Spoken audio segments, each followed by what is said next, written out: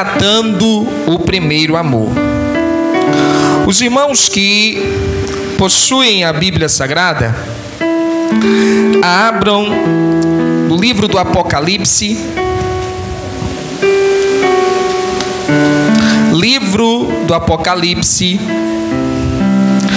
capítulo 2.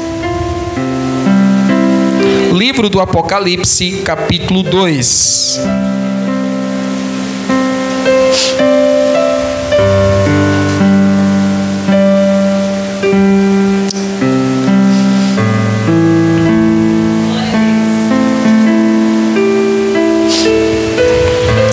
Amém?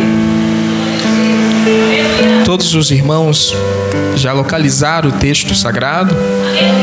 Então faremos a leitura. A palavra de Deus nos diz assim: ao anjo da igreja em Éfeso escreve: estas coisas diz aquele que conserva na mão direita as 7 estrelas e que anda no meio dos 7 candeeiros de ouro. Conheço as tuas obras, tanto o teu labor como a tua perseverança, e que não podes suportar homens maus, e que puseste à prova os que a si mesmos se declaram apóstolos e não são, e os achaste mentirosos.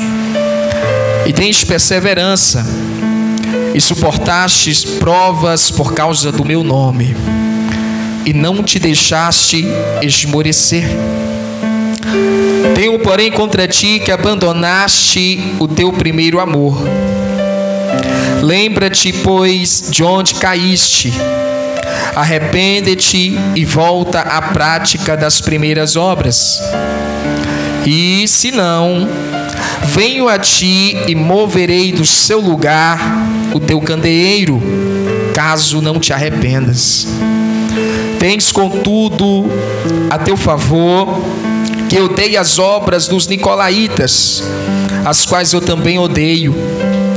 Quem tem ouvidos, ouça o que o Espírito diz às igrejas. Ao vencedor dar-lhe-ei que se alimente da árvore da vida, que se encontra no paraíso de Deus. Permaneçam com a Bíblia aberta, irmãos. Feche os olhos. Vamos dar graças a Deus pela palavra.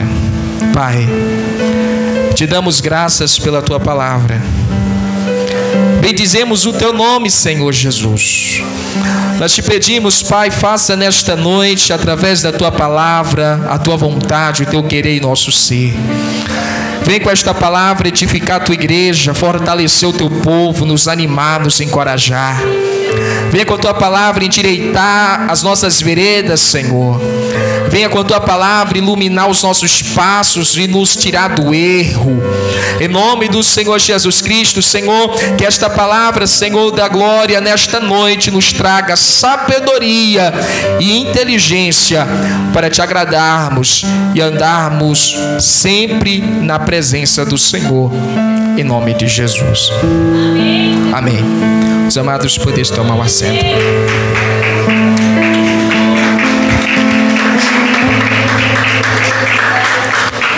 Amados, como eu disse no domingo passado, o livro do Apocalipse é uma revelação de Jesus Cristo à sua igreja. A mensagem do livro do Apocalipse não é direcionada ao mundo ímpio, ao mundo incrédulo, mas é direcionada ao coração da igreja para a nossa edificação. A mensagem de Jesus no livro do Apocalipse à igreja é uma mensagem seríssima, é uma mensagem dura, porém necessária à igreja do Senhor. Quanto mais nos aproximamos do dia do retorno do Senhor Jesus, mais se faz necessário nós ouvirmos qual mensagem Jesus tem para a igreja dele.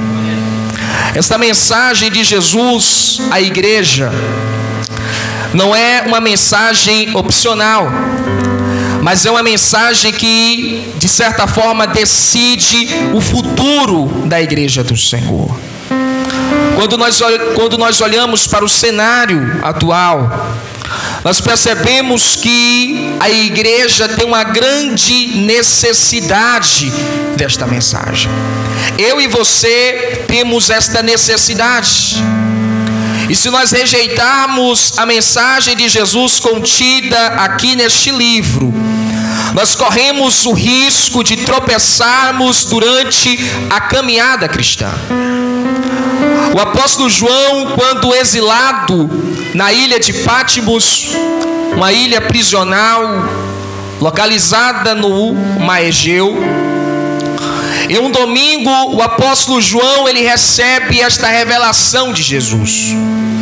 No capítulo 1, Jesus ele se apresenta a João como aquele que esteve morto, mas que agora vive eternamente.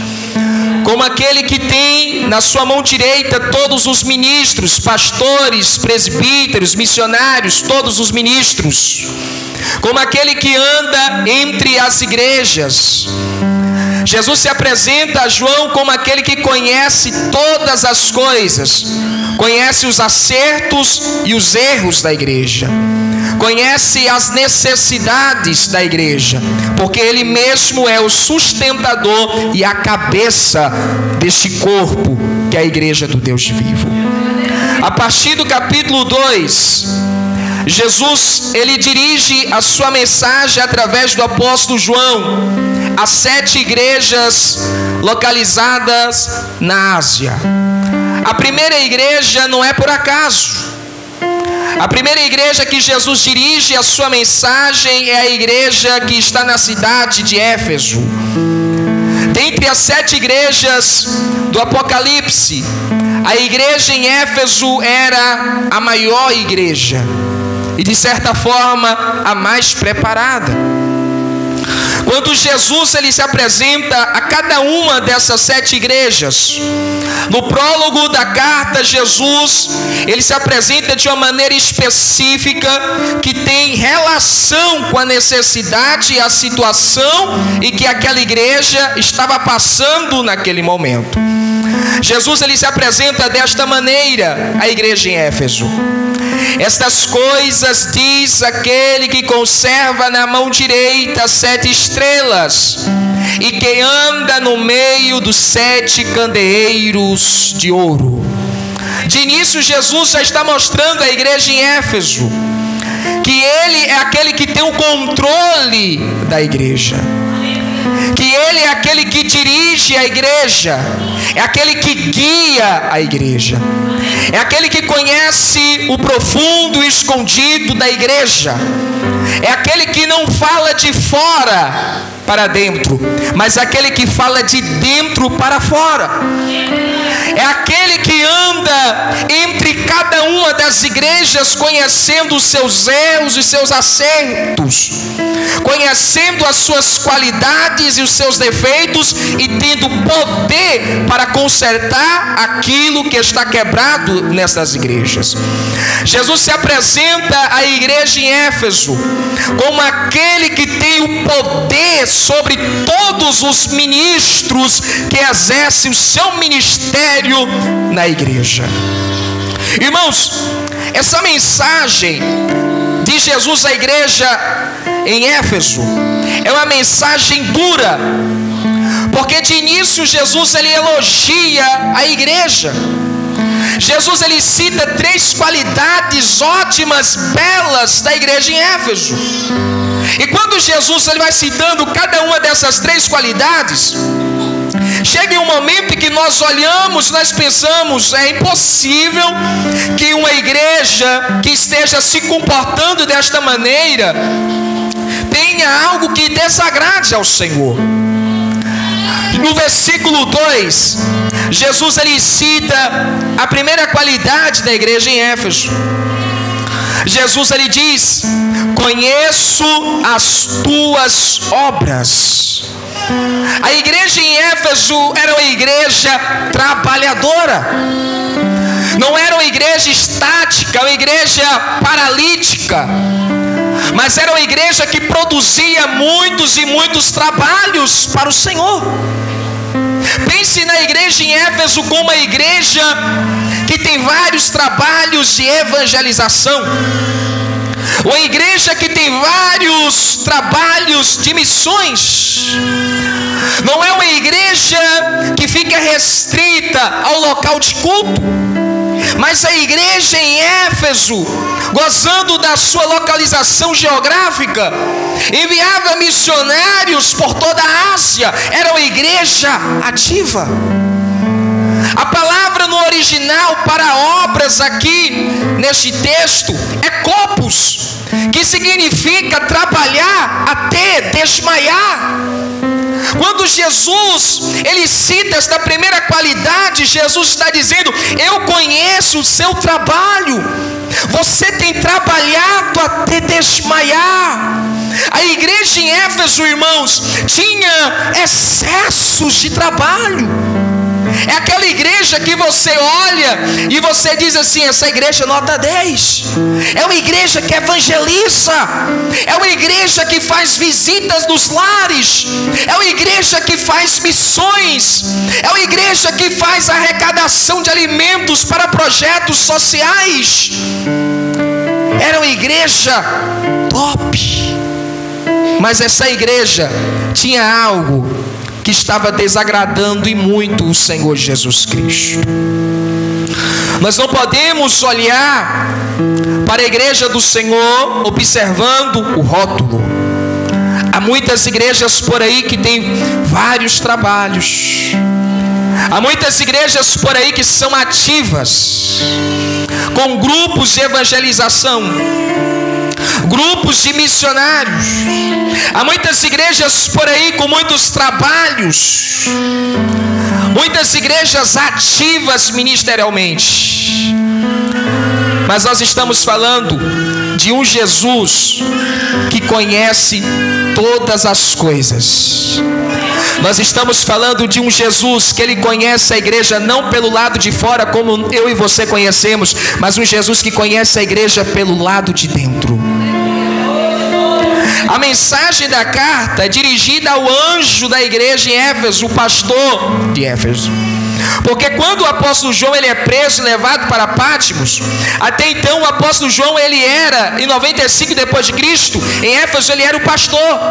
Mas agora ele está preso em uma ilha e a igreja tem outro pastor que é chamado de anjo, o mensageiro.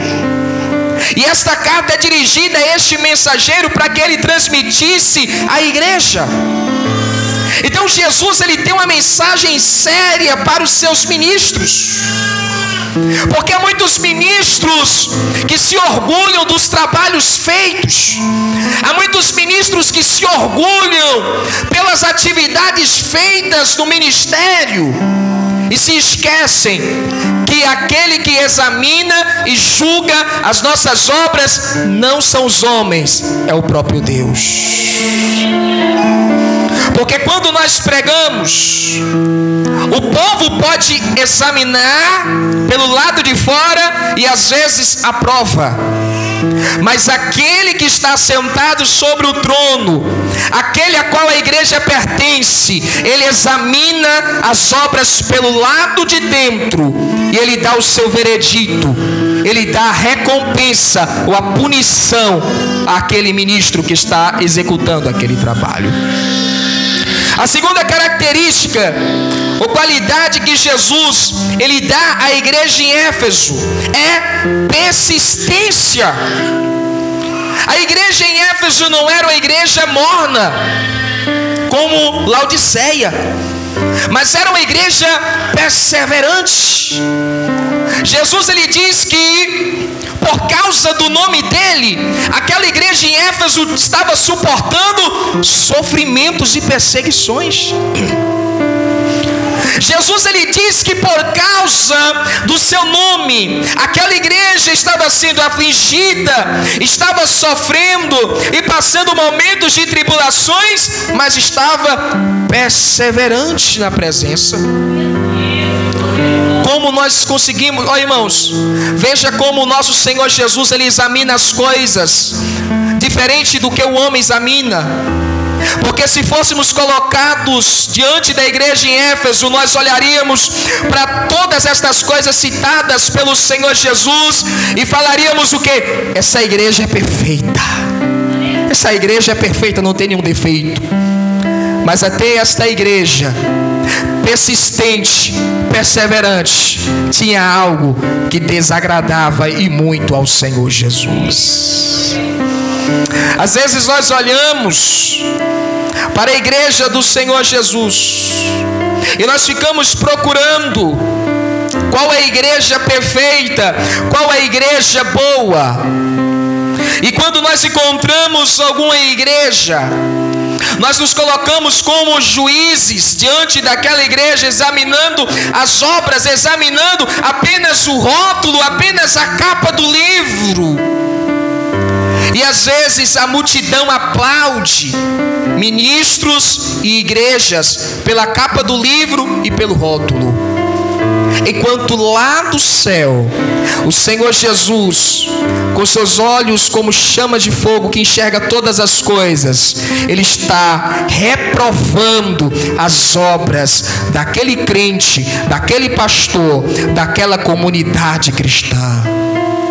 O cuidado é tão pouco que há uma igreja que trabalha até exaustão, uma igreja perseverante, teria algo tão terrível que seria reprovado pelo Senhor Jesus. A igreja com bravura, com coragem. A igreja em Éfeso não temia perseguição alguma, qualquer que fosse a instituição.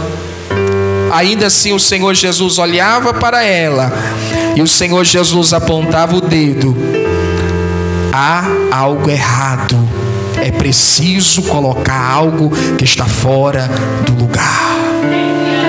Irmão, talvez no espelho do autoexame você se olhe e aí você se vê um crente perfeito, cheio de qualidades, um crente trabalhador, um crente que serve, um crente que está envolvido nos trabalhos de evangelização, um crente que está envolvido nos trabalhos de missões, um crente que está envolvido nos trabalhos de congresso, um crente ativo na obra de Deus. Aí você se olha naquele espelho e você é um crente que está há anos dentro da casa de Deus e até hoje não desviou.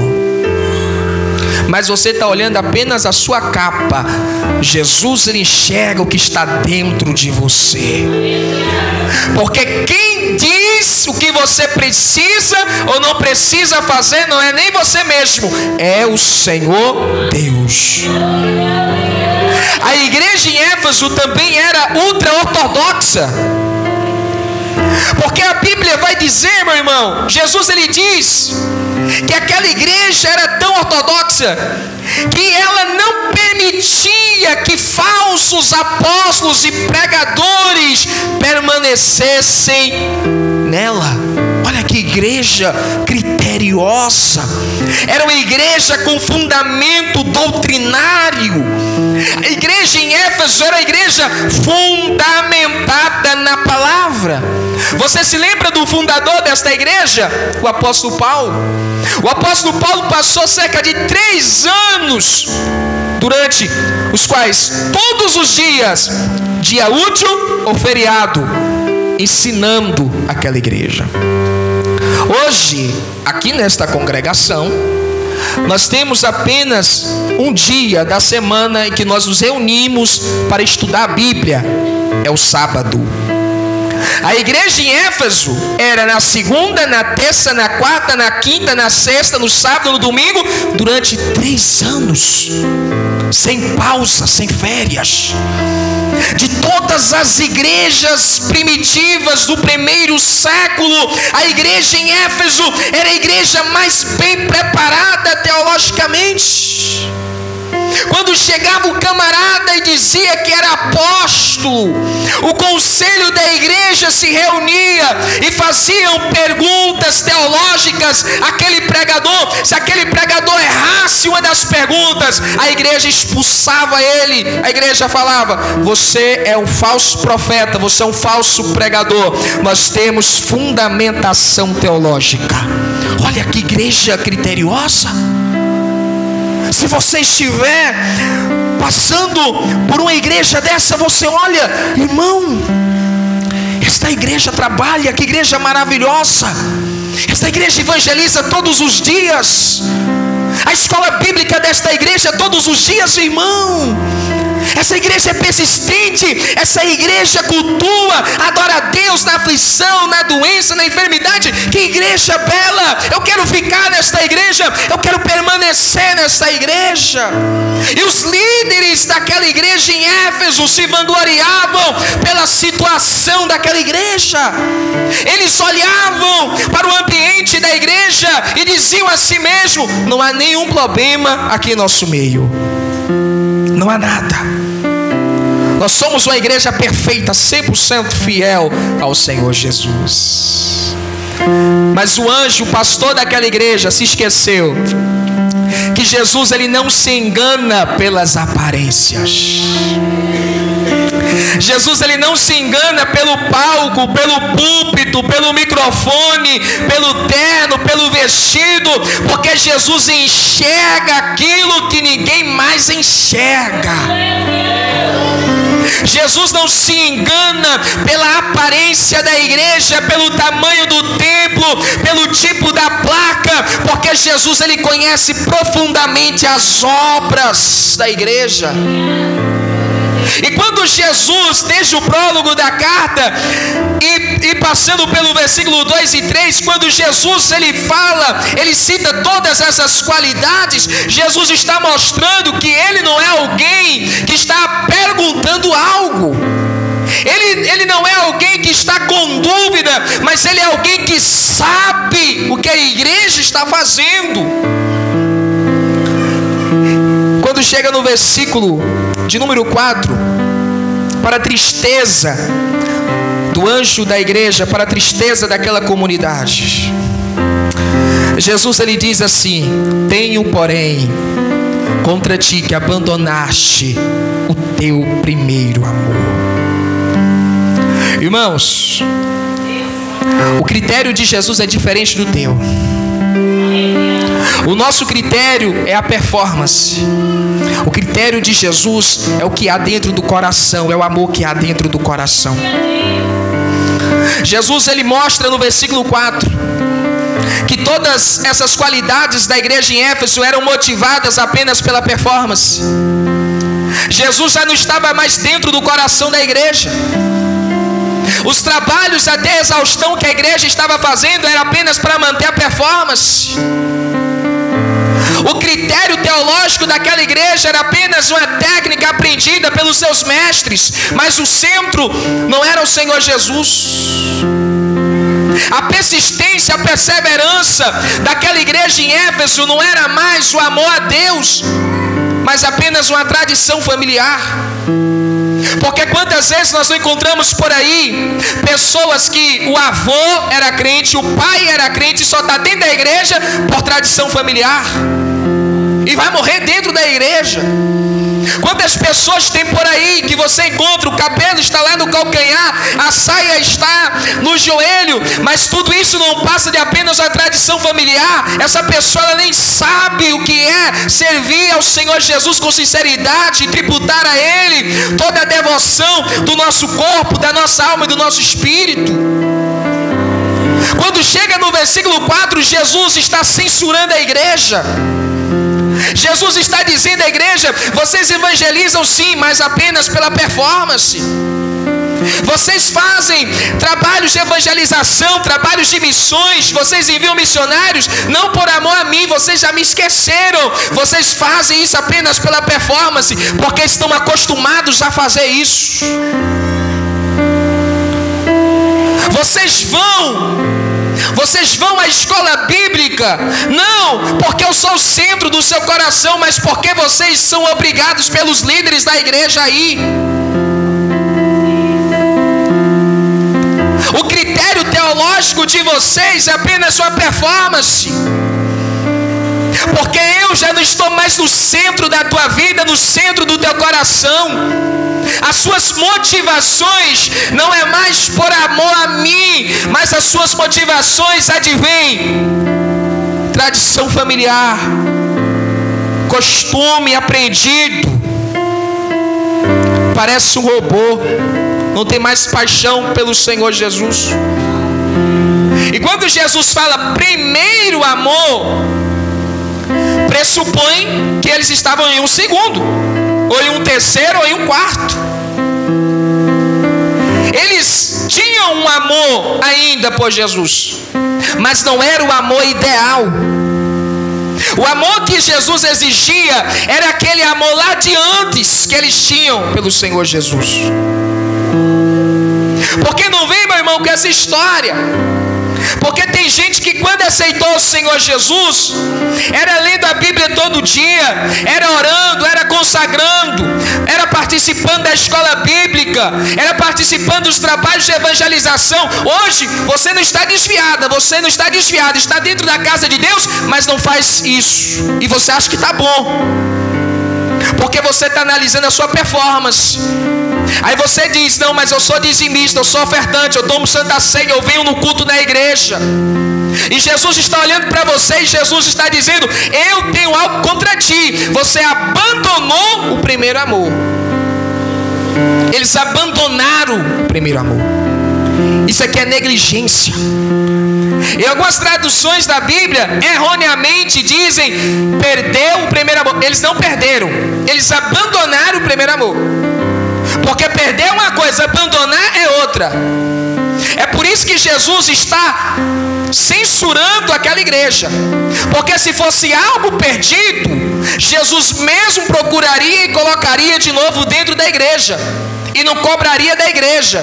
Mas como foi algo abandonado pela igreja, deixado de lado, lançado para detrás da igreja, Jesus está exigindo que a igreja volte e recupere o primeiro amor. Eu quero que você abra sua Bíblia no Evangelho de João, no capítulo 14. Porque Jesus ele vai tratar, no capítulo 14, no versículo 15 do Evangelho de João, Jesus ele vai tratar sobre essa relação de obras, de mandamentos e amor. Ele vai dizer qual é a motivação, qual é a motivação das nossas obras, das nossas práticas.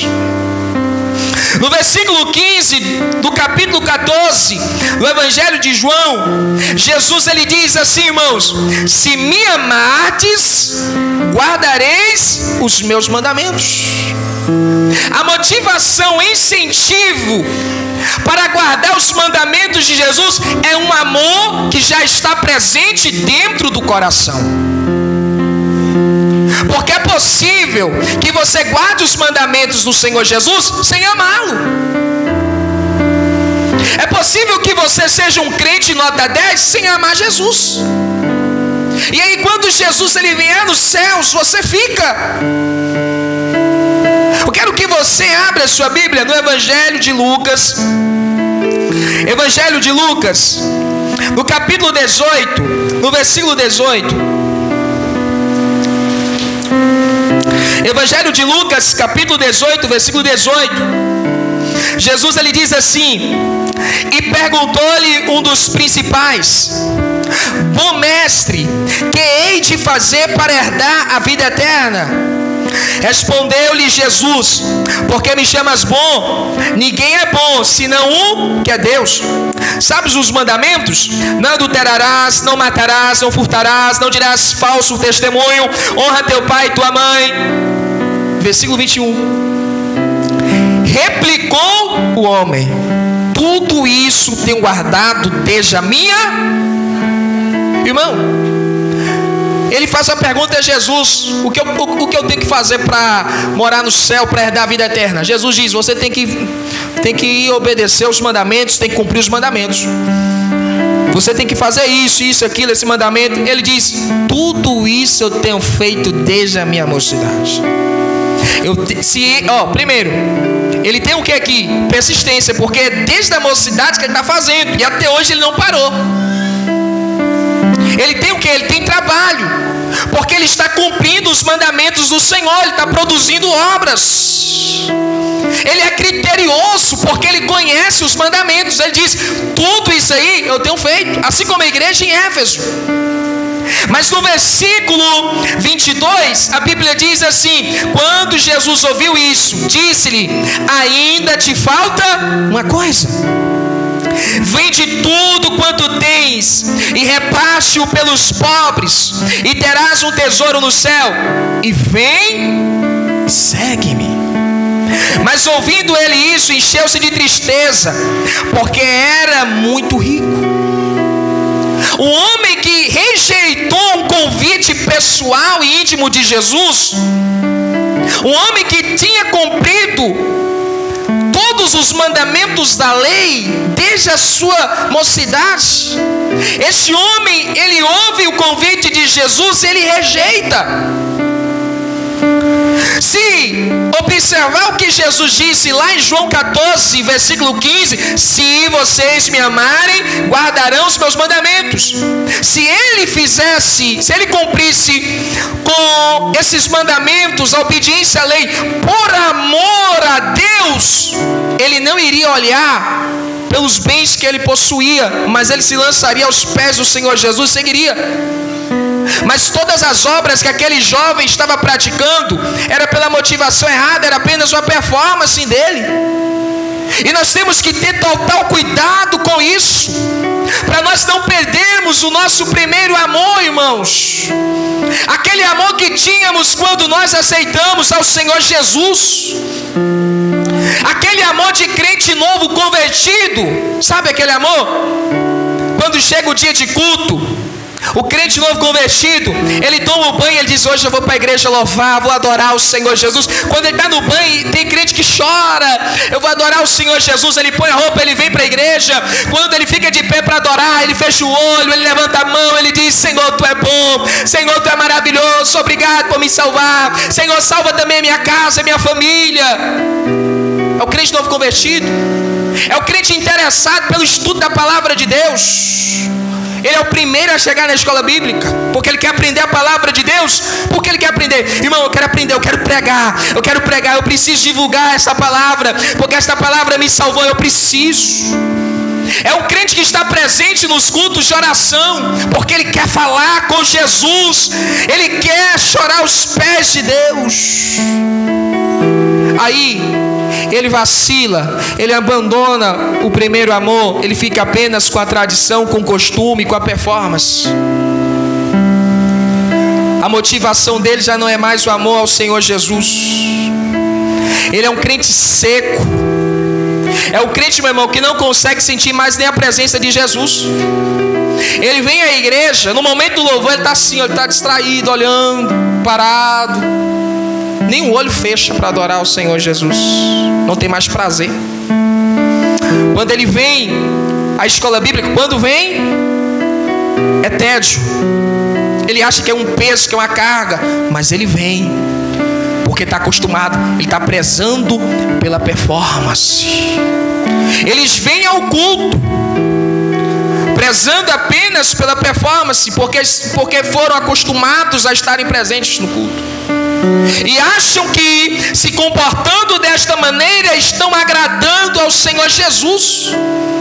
E Jesus é bem certeiro à igreja em Éfeso. Jesus diz: eu tenho contra ti uma coisa: você abandonou o teu primeiro amor. E Jesus, ele diz assim, no versículo 5: lembra-te, pois, de onde caíste. Porque nós pensamos que o homem e a mulher caem quando eles cometem adultério, né? Quando cometem prostituição, quando se desviam, quando bebem, não. Há muitos pastores caídos, há muitos líderes caídos, há muitas igrejas caídas, que não passam de apenas um grupo de pessoas fazendo um conjunto de técnicas, obedecendo um conjunto de regras, mas a motivação já não é mais o Senhor Jesus. Eles já não amam o Senhor Jesus com aquela mesma intensidade, e eles pensam que o multiplicar das obras, que o multiplicar dos serviços importa mais para Deus do que o nosso amor pelo Senhor Jesus. E não é. Jesus quer que a única coisa que importe na sua vida seja o amor que você tenha por Ele. Porque se você prezar primeiro pelo serviço e esquecer do amor que tem por Jesus, e no dia que tu ficar sem serviço, como vai ser a tua adoração, o teu posicionamento diante de Deus?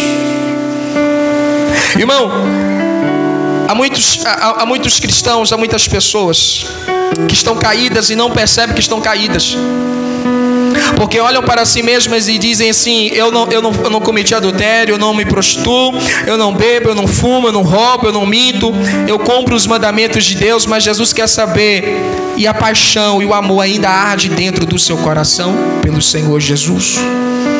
Ainda arde no seu coração o amor pelo Senhor Jesus?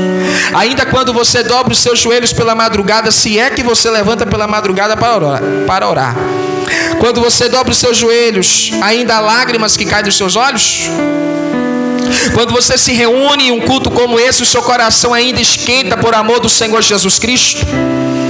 Ainda aquela paixão para encontrar com o Senhor Jesus? Porque tem muito crente que se esqueceu de arrebatamento, se esqueceu da vinda do Senhor, se esqueceu do céu, se esqueceu de tudo.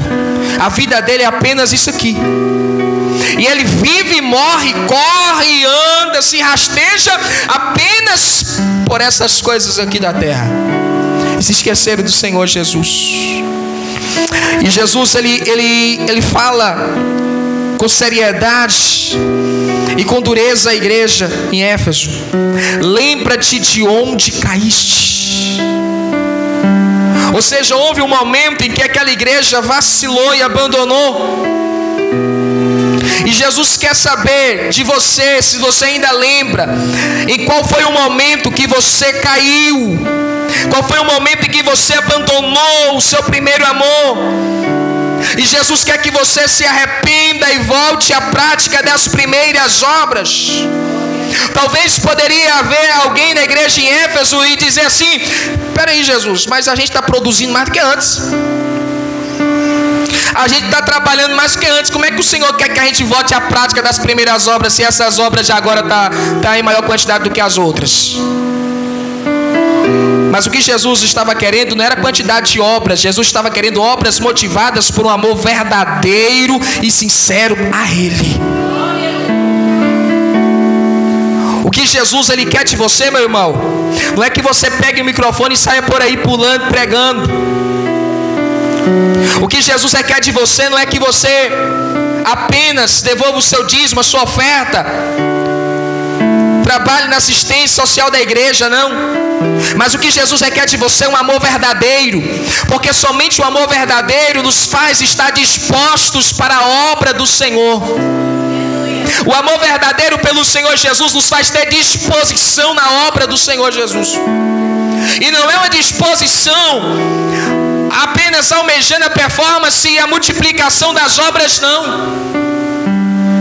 É um amor verdadeiro que não se esquece qual é a verdadeira motivação e o centro daquilo que está sendo feito, que não se esquece nem um segundo do Senhor Jesus. Jesus é o centro, Ele é a motivação disso que eu estou fazendo. Porque tem muita gente, irmãos, muitos cantores evangélicos, que eles cantam bonito, eles arrastam multidões, mas a motivação não é mais o Senhor Jesus, virou comércio. Eles cantam apenas pelo comércio, porque não são mais adoradores, são artistas. Há muitos pregadores, muitos pastores que eles pregam, arrastam multidões, eles pregam, o povo aplaude, o povo gosta, Mas a motivação das suas pregações não é mais o amor ao Senhor Jesus, é apenas a performance que eles aprenderam por técnicas. Eles estão acostumados a fazer aquilo, e Jesus está olhando e Ele está dizendo: eu não quero nada disso. Eu não quero obras, trabalhos, servidão, persistências que não são incentivadas ou motivadas por um amor verdadeiro e sincero a mim, não. Porque eu não sou qualquer pessoa. Jesus, Ele não aceitará, meu irmão, menos do que o primeiro e sincero amor que você teve a Ele no dia em que você o encontrou. No dia em que você levantou as suas mãos e disse: eu aceito o Senhor como meu único e suficiente Salvador. E no dia que você foi batizado nas águas. É aquele amor que Jesus quer que você tenha até hoje. As obras, elas poderão ser multiplicadas sim pelo amor verdadeiro, porque as muitas obras sem o amor verdadeiro de nada tem valor para Deus. Você está fazendo apenas para cair no esquecimento. O apóstolo Paulo, meu irmão, na primeira carta aos Coríntios, capítulo 13, ele fala sobre a essencialidade do amor. Ele diz, meu irmão, coisas extraordinárias sobre o amor, que ele poderia ter todo o conhecimento, dons extraordinários, ele poderia falar línguas dos anjos, mas se não tivesse amor, nada daquilo teria valor para Deus. E o apóstolo Paulo, ele chega a um ponto de tanta ousadia, que ele diz que hoje permanecem três coisas: a fé, a esperança e o amor. E qual o maior desses? O amor. Porque fé sem amor, meu irmão, é extremismo, é fanatismo. Esperança sem amor é apenas sentimentalismo barato.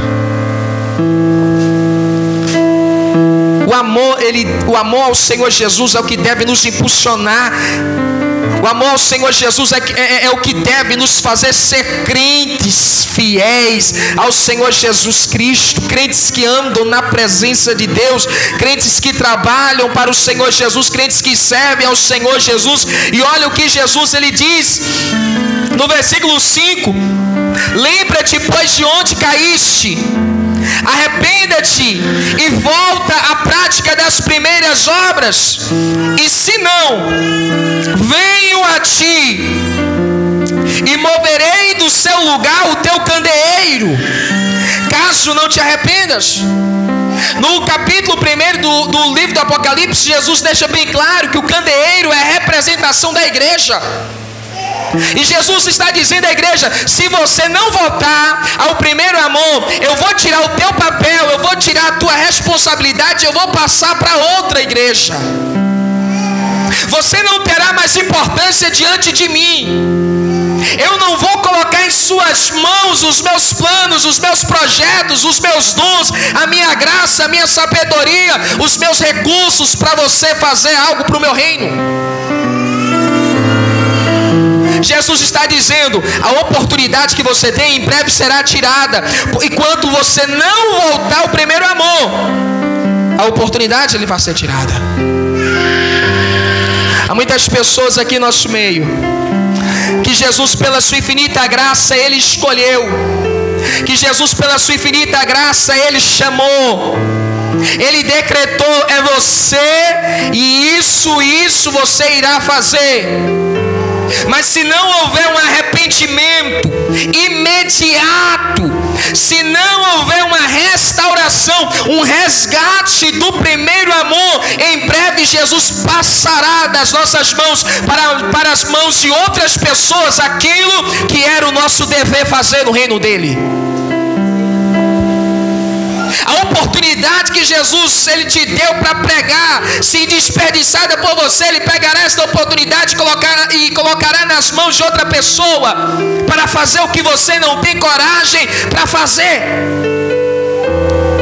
Os dons que você tem, que está lá enterrado, que você não usa, porque é negligente a unção que Jesus iria derramar sobre você para reativar esses dons. Por causa da tua negligência, essa unção de Jesus será derramada sobre a vida de quem quer fazer algo para Deus, motivado e incentivado pelo primeiro amor. Porque Jesus não é menino para ficar puxando a barra da saia da mãe, pedindo leite, pedindo comida, não. Ele é o nosso Deus, Ele é o cabeça deste corpo, Ele é o nosso Salvador, meu irmão. Ele é aquele que controla a igreja, aquele que sustenta a igreja. O ministério que era para você exercer, e você não exerce, porque não há um primeiro amor genuíno e verdadeiro para te incentivar e te impelir e romper essas barreiras. Jesus aí chamará outra pessoa para fazer o que você não faz. Você lembra de Saul? Deus moveu o candeeiro de Saul. Deus escolheu. Saul passou cerca de 40 anos exercendo erroneamente o seu governo. Uma vez Deus falava, Saul não quis. Segunda vez errou, até que Deus chegou ao profeta Samuel e disse: Samuel, por que você ainda tem dó, tem pena de Saul? Você acha que eu estou implorando para Saul? Não. Eu sou o verdadeiro rei de Israel. Saul é apenas o meu representante.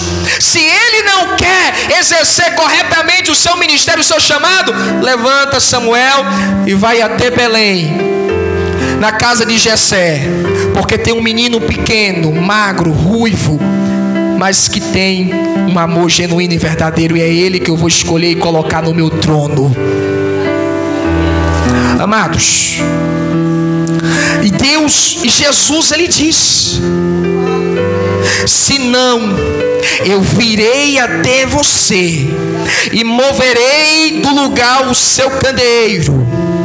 A importância, a hegemonia que a igreja usufruía de ser uma igreja teológica, uma igreja com bastante gente, uma igreja forte, uma igreja persistente, uma igreja que produzia muitos trabalhos e que era conhecida por toda a Ásia, seria retirada da igreja em Éfeso e colocada em outra localidade, para crentes que verdadeiramente amavam o Senhor Jesus. Irmãos, é tempo de nós lembrarmos aonde foi que nós caímos, aonde foi que nós deixamos, aonde foi que nós jogamos fora, aonde foi que nós abortamos o nosso primeiro amor e pegamos um outro amor que não agrada ao Senhor Jesus. Talvez um amor pelas obras, talvez um amor pela performance, um amor pelos aplausos, pelos elogios, talvez um amor pelas coisas deste mundo, um amor que não provém de Deus. Porque se esse amor que Jesus ele fala, porque se é primeiro amor, pressupõe que a igreja estava vivenciando ao segundo, ou terceiro, ou quarto. E se esse segundo, terceiro, ou quarto, ou quinto amor viesse de Jesus, Jesus ele não iria reclamar a igreja: vocês estão me amando, o importante é isso. Mas dentre os amores da igreja em Éfeso, havia apenas um amor que era o reconhecido pelo Senhor Jesus. Era o amor a Ele. E é isso que Jesus ele dá, é essa mensagem que Jesus ele dá à igreja nesses últimos dias. Que é tempo, meus irmãos, de nós amarmos ao Senhor Jesus de todas as nossas forças, de todo o nosso coração. É tempo de nós sermos loucamente apaixonados pelo Senhor Jesus. É tempo de nós termos prazer para fazer as coisas para o Senhor Jesus, não por performance, por elogio, ou por aplausos, ou por costumes, ou por técnicas, mas por amor ao nosso Senhor, que nos amou primeiro, que se entregou em nosso lugar na cruz do Calvário, sofrendo afronta, sendo torturado, espancado, mas em nenhum momento pensou em desistir por amor a mim, por amor a você. É a esse Jesus que nós temos que amar e viver loucamente apaixonados por Ele. Você tem que ser apaixonada pelo Senhor. Você tem que ser apaixonado pelo Senhor, porque Jesus não aceitará menos do que isso. Você pode vir com sua voz de pregador, você pode vir com seu conhecimento bíblico, você pode vir com sua voz bonita para cantar, com suas ideias, com seus projetos evangelísticos, você pode vir com seu dízimo, com sua oferta, você pode vir com suas vestes compostas e modestas, mas se Jesus olhar para você, amada e amado, e Jesus não encontrar no seu coração o amor verdadeiro, genuíno, pela sua eterna e preciosa presença, Jesus dissipará todas as suas obras e para Ele não terá valor algum. Para Ele não terá valor algum, meu irmão. Para Ele não terá valor algum. E é o que Jesus ele diz à igreja: volte ao primeiro amor. Volte ao primeiro amor. Não se engane pela aparência. Não se engane pelo rótulo, pela capa do livro. Não se engane pela aparência das coisas. Voltem ao primeiro amor. Resgate o seu primeiro amor. Irmão, eu não tive nem o primeiro amor. Então esta noite é a noite de você desenvolver este amor verdadeiro ao Senhor Jesus. E que queira Deus que seja o único amor da sua vida, meu irmão. O Senhor Jesus, Ele quer aquele mesmo fogo que ardia no seu coração. O Senhor Jesus quer aquela mesma paixão que palpitava dentro de você. O Senhor Jesus, irmão, quer nesta mesma intensidade que havia dentro de você. Você buscava a Deus, você chorava louvando, você pregava, evangelizava, você tinha prazer nas coisas de Deus. Hoje você só vem pela força do ódio. Você só faz porque alguém vai cobrar depois de você se você não vier e se você não fazer. Você só faz se alguém falar faça, porque não tem amor genuíno e verdadeiro no seu coração, e você quer entrar no céu enganando ao Senhor Jesus pela capa, quer enganar o Senhor Jesus pelas obras, quer enganar o Senhor Jesus pelo serviço. E Ele está olhando bem para você, Ele está olhando para dentro de você. E Ele diz para você nesta noite: o que eu procuro em você não está nas suas mãos, está dentro do seu coração. Porque a primeira coisa que Jesus ele olha quando Ele nos enxerga não é o que há nas nossas mãos, é o que há dentro do nosso coração. Abel e Caim chegaram diante de Deus com muitas ofertas. Caim chegou, colocou lá a sua oferta no dia certo, na data correta. Abel chegou e apresentou a sua oferta. A Bíblia diz que Deus olhou para os dois. A Bíblia diz a ordem correta: Deus olhou para Abel e depois para a sua oferta. Deus olhou para Caim e depois para a sua oferta. Depois que Deus olhou para o coração dos dois, Deus deu o veredito se aceitava ou não a oferta. Samuel ele chegou lá na casa de Jessé, e os filhos de Jessé estavam todos lá, aparentemente homens de Deus, homens capazes, fortes, viris. Samuel ele olha para Eliabe e ele diz: está aí diante do Senhor seu ungido, porque ele olhou pela capa. E Deus disse a Samuel: Samuel, não olhe para a sua aparência, não olhe para a capa, não olhe para o que está do lado de fora, Samuel, porque você enxerga só o que está do lado de fora, mas eu estou enxergando o que está do lado de dentro de cada um de vocês. Amados do Senhor, a cada dia que se passa, se aproxima a volta, o retorno do nosso Senhor e Salvador Jesus Cristo. E nós não podemos correr o risco de estarmos na mesma situação da igreja em Éfeso. Nós não podemos correr o risco de estarmos na mesma situação da igreja em Éfeso. Nós queremos ser a igreja que ama ao Senhor Jesus, uma igreja que sim produz obras, uma igreja assim que persevera, uma igreja criteriosa, sim, mas uma igreja que ama ao Senhor Jesus acima de todas as coisas. Uma igreja que não substitui por nada a presença do Senhor. Porque quando nós não amamos o Senhor Jesus, é muito fácil de nós colocarmos no lugar que era de Jesus outras coisas. Mas quando nós amamos o Senhor Jesus, a presença do Senhor se torna insubstituível na nossa vida. Eu quero que você se coloque sobre os seus pés nesta noite. Quero que você coloque sobre os seus pés nesta noite. Porque Jesus, Ele dá uma oportunidade a você para resgatar o primeiro amor que você abandonou. Ele dá uma oportunidade para você resgatar, para você lembrar de onde foi que você caiu. E lembre-se das promessas do Senhor Jesus. Se você não se lembrar de onde caiu e não resgatar o primeiro amor, eu virei até você e moverei o seu candelabro. Eu moverei o seu candeeiro.